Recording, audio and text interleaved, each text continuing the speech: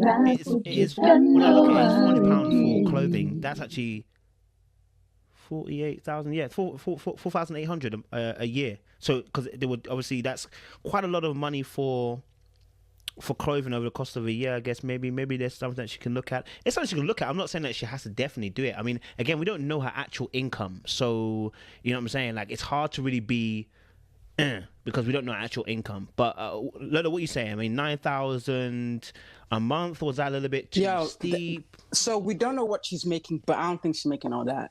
Like, I feel she's being a little unrealistic. Remember, there's a question she asked. Who was she talking to? Dr. Pepper. One of the questions she wanted to ask is why is financial stability so important to him? I don't understand what kind of question that is. You want a man who wants financial stability to be important to him. You want that. So that's the first thing. The second thing is like, she's saying, so I get, okay, you're a woman, we buy outfits. Okay, so you might spend 300, 400. Okay, I'm even going to let that go. All right, so you want to do your hair. Okay, I'm even going to let that go. But then you go into, well, you still want to be courted. And so you want to spend that kind of, it's just that she seems unrealistic. She's also said something about how, yeah, she got married because she wanted to be excited or she thought it would be exciting. She doesn't seem to have a realistic view or impression of what marriage is. This seems to be the key thing. She thinks it's all roses and kisses and like just everything is playing out, and I'm beginning to see things clearer. Like, first of all, they started the episode with her waking him up from bed. You try that with me, I'm going to crush you. Because first of all, it is what it is. And then when they got talking about it, she's not even ready to compromise. She wants him to run on her time. That's an issue.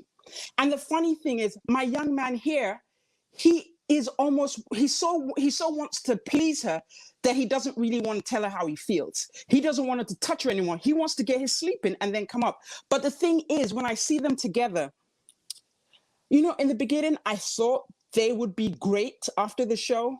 But when she came up with that baby stuff, that was like the final straw. So I might sound unsympathetic, but let me break it down why I feel this way. So she told Dr. Pepper that, you know, the reason why she's scared to have a baby is because she's got high blood pressure. There's medication for that. We give pregnant females medication all the time. We didn't say she has preeclampsia. We didn't say she has eclampsia. We just said she might have high blood pressure. 1. 2, when she's breaking it down to her husband, she starts off with, oh, it's painful. Yeah, I know it's painful. That's what it's about. Oh, the fluids. And then she finally ends the conversation on blood pressure. And then, you know, poor Vince, he's probably not someone who understands the science of things. So how is he going to be sympathetic? He doesn't really understand where she's coming at. But even if I understand what she's trying to say, but I'm still not buying what she's selling.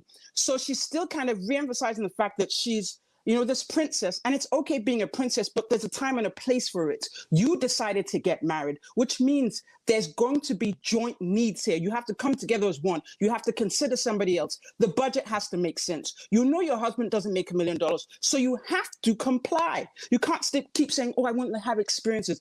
Fine, it's good to have experiences, but you know your husband just started his business, maybe 6-7 months before they started filming. So she's not being realistic. I'm usually in the middle with her, but this episode really had me looking at her like, I don't know if she knows what marriage is. She just wants to look pretty and look cute, and there's nothing wrong with that. But you definitely need to give this man support, because we know this gentleman here is quite insecure. He seems to be occupying the feminine role a lot, because usually it's the females who are scared to express their feelings and always want to please, whereas it's the man who always declares what he wants and it gets done. So I'm not impressed. I don't know. I mean, I really thought they would make it to the end. They probably will, but they're going to need some real counseling, and she's really going to have to understand what compromise means. But yeah, other than that, that's where I'm with her. Thank you. Consistent smoke. Love it. David, what's your thoughts, man? 9K a month, baby. What you saying? Bro. I mean, I'm gonna start by saying, you know, like finances is a big thing for people to have conversations about, because truth be told, you know, you're an engineer, you make this kind of money, you live your life the way you want to live it. You don't want to sometimes be told how to live it. And sometimes you have to understand that, you know, when you come into a marriage, like everyone has said, there are compromises and there are adjustments. I remember we had a show where we talked about, you know, trying to come. Bro, your sound is going in and out, bro. It's going in and out. How about now?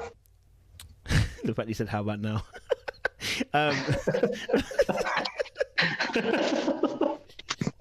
oh, sorry. Oh man, how about now? All right. Yeah, go again. Say again. Just quickly. Just want to say. Yeah, sorry, a little bit of that Aussie Okay. accent coming in. Yeah. If you stay there, sir. If you stay there, go for it. Yeah, sweet. Sorry, guys, just a little bit of the Aussie accent and all that, but I'll No, try no, to no. make it a bit more. What's that? Yeah, but anyways, so it's like I know we did a show where we're talking about joint accounts, and you were saying something about the fact that are people okay with joint accounts? Are they not okay with joint accounts? And I think somebody made a mention of like for things like savings or things like that. When you're in a marriage, you can have an account where like each person puts money in every month towards the house or towards the savings and things like that, as opposed to this idea where it's like we kind of like draw this thing out and you bring this, you bring that. So sometimes it's always good to come to kind of a compromise like that about finances.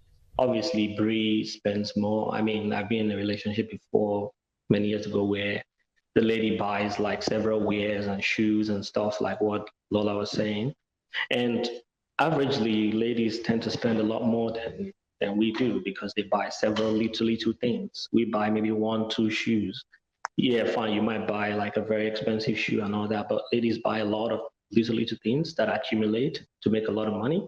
So I think Vincent has to be a little bit kind of a leeway with that, because I remember at the beginning of the show when it was just you were talking about the fact that he has to like up that dating account a little bit, like she wants to still be courted and taken out for, dinner dates and things like that, which is reasonable. No lady wants to just be a stay-at-home mom and all that kind of stuff, where not that stay-at-home mom is bad before some people come for me, but, just saying like, you don't want to just kind of push her to the side like, yeah, I got you already, so no point doing all those stuff anymore. And then with the whole like baby thing and all that, I think ladies are the people who change their minds the most in life. It might be a blank statement, but I think it's quite accurate. And when I say that, I mean like a lady can tell you just on a surface level, she can say, I'm not eating. Bro, come back from KFC and she's already inside your chicken already. Like, it's like, come on, like make up your mind. Like, what are we doing? It's either we're there or not. And that's like the same thing. Like, she might say, I don't have kids and all that. You know, she's not saying like she's not like gonna ever have kids. She loves kids, she's not there yet. You know, she might change her mind with time. You're already married. If you're not married, we can start saying, bro, if it's a deal breaker for you, don't marry her. But now you're already married. She might change her mind with time as you guys talk about things, as you guys get into it. She might change her mind. She might want to have, and like talking to her about things, getting clarity, like what Lola was saying as well, talking to a doctor and then explaining to you, oh, you can take this medication for this, and she can change her mind. So don't be so stuck on and be a little bit like Eric, where it's like, if you don't do this, then I'm leaving or whatever, all those kind of stuff. She might change her mind with time. As you get more information, as you get more reliability, you change your mind based on the facts. So be a little bit soft on it, understand where she's coming from. Because trust me, man, having a kid is no joke. It's a lot of things women go for. And just to close up, big ups to all the ladies. You guys are awesome, even if you never had a baby yet, but trusting God will do for you too. And you guys are legends and you do a great job. So, yeah. Yes, David with the salesman pitch at the end.